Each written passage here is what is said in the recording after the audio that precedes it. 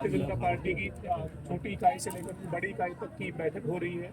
किस तरीके से किस रणनीति पर चर्चा हो रही है सर? और जो वो चुनाव के बाद एक तरफ सरकार एक्शन मोड में है, दूसरी तरफ संगठन भी अपनी तमाम गतिविधियों को आगे बढ़ा रहा है सर। देखिए, क्योंकि चुनाव के अंदर सभी कार्यकर्ताओं ने मजबूती से काम किया है और सभी से बैठ करके उनसे चर्चा जो जो जिम्मेदारी जिस कार्यकर्ता को मिली है और उन्होंने जो नीचे काम किए उसके बारे में चर्चा हो रही है। कहाँ कहाँ कार्यकर्ताओं ने जो अच्छे भी काम किए हैं, सभी कार्यकर्ता मजबूती से लगे रहे हैं, यहाँ गर्मी में लगे रहे हैं। तीसरी बार बड़े मैंडेट के साथ ये कार्यकर्ताओं के दम के ऊपर ही सरकार आई है। आदरणीय मोदी जी और डबल इंजन सरकार की नीति जो मजबूती से नीचे तक पहुंची है और उसकी चर्चा हमारे कार्यकर्ताओं ने घर घर जा कर के की है, उसका परिणाम है। और उसको लेकर के अलग अलग जो जो जिम्मेवारी जिन कार्यकर्ताओं को जहाँ जहाँ दी गई थी उन सबसे बैठ करके बातचीत हो रही है। अभी हमारे कोर कमेटी के सभी पदाधिकारी थे, उनसे बातचीत हो रही थी, क्योंकि एक मेंबरशिप का बड़ा अभियान सदस्यता ग्रहण का चल रहा है। उसको लेकर के अलग अलग जिम्मेवारियाँ भी सौंपने का डिस्ट्रिक्ट वाइज काम किया है, ताकि जो टारगेट मेंबरशिप का लिया है 50 लाख का, उसको जल्दी हरियाणा पूरा करेगा। और उसको लेकर के सारी योजना रणनीति वो बनी, चर्चा हुई है।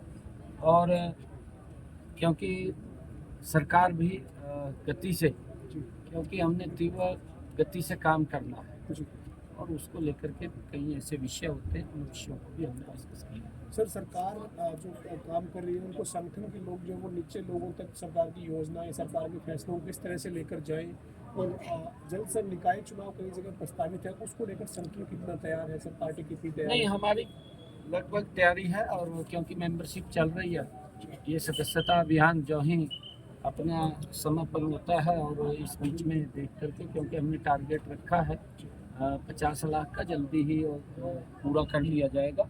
और इसको तीव्र गति से हम करेंगे, क्योंकि चुनाव कराने हैं, चुनाव जल्दी ही हम वो हों, इसके लिए हम कर रहे हैं। कैप्टन अजय यादव कह रहे थे सर आज चंडीगढ़ में प्रेस कॉन्फ्रेंस करी कि 26 नवंबर से 26 जनवरी तक राहुल गांधी एक बार फिर से भारत जागरण अभियान, जोड़ो अभियान जो पहले था उनका भारत जोड़ो अभियान, उसको लेकर आगे बढ़ेंगे।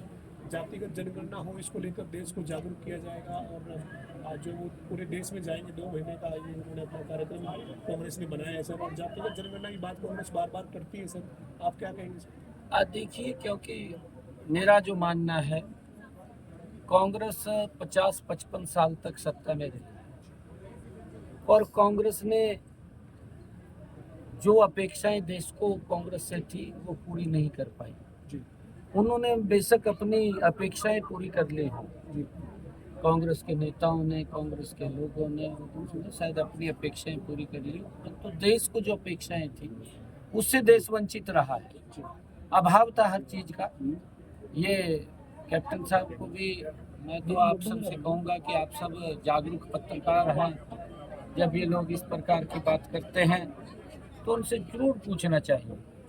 जब सड़कों का भी अभाव था इनके समय के अंदर, गैस का भी अभाव था, विकास का भी अभाव था, सड़कें भी नहीं बनती थी, मेडिकल कॉलेजों का भी, हेल्थ का भी अभाव था, एजुकेशन का भी अभाव था इनके समय के अंदर। परंतु क्योंकि जब देश ने इनको देख लिया है, कांग्रेस पार्टी को, और उनको नकार दिया है, जब इनको नकारा है तो इनको फिर इस प्रकार की बातें याद आती हैं कि ध्यान डाइवर्ट करना है, जनगणना करानी है। भाई थारे को किसने रोक लिया था?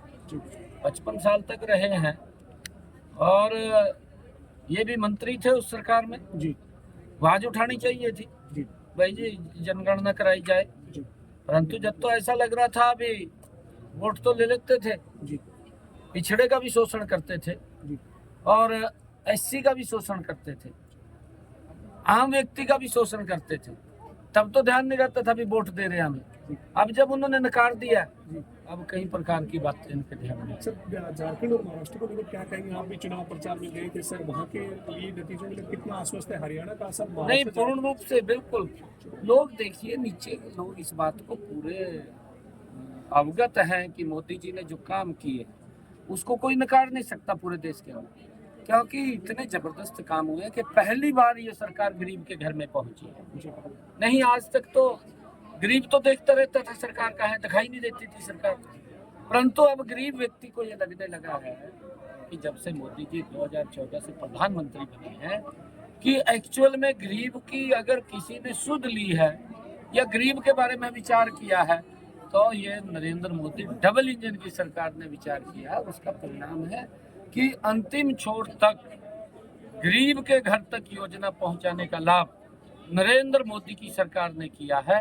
जहां स्टेट के अंदर डबल इंजन की सरकार नहीं है, किसी अन्य दल की सरकार है, वो तो वहां के लोगों को भी उन सुविधाओं से वंचित रखते हैं जो सुविधाएं नरेंद्र मोदी जी देते हैं। उसका उदाहरण है, आप पश्चिम बंगाल में देखिए, पंजाब हमारे पड़ोस में है, आप देखिए पंजाब के अंदर भी बहुत सारी योजनाएं वो नहीं मिल पा रही लोगों को, लोग उससे वंचित हैं और ये लोग अपनी राजनीति को घुमाते रहते हैं, वोट लेते रहते हैं। कई योजनाएं तो हिमाचल के अंदर भी, क्योंकि वायदे तो करे हैं कांग्रेस ने, वायदे तो किसी ने रोका नहीं, परंतु पूरे नहीं किए, वायदे करके वोट ले लिया और फिर उनका शोषण करा। अब तो आप आश्वस्त है सर एनडीए और बीजेपी बिल्कुल और महाराष्ट्र में? बिल्कुल, महाराष्ट्र के अंदर भी दूसरी बार बहुत बड़े मैंडेट के साथ आदरणीय नरेंद्र मोदी जी के नेतृत्व के अंदर एनडीए सरकार बन रही है, डबल इंजन की सरकार बन, झारखंड में बन रही है। क्योंकि मैं जीरो ग्राउंड के ऊपर रहा हूँ, लोगों का एक बड़ा जोश, जो उत्साह, आम पब्लिक क्योंकि मोदी जी की नीतियों से बड़ा प्रभावित है और वहां पर जो 2.5 सालों के अंदर हमारी सरकार ने काम किए हैं वो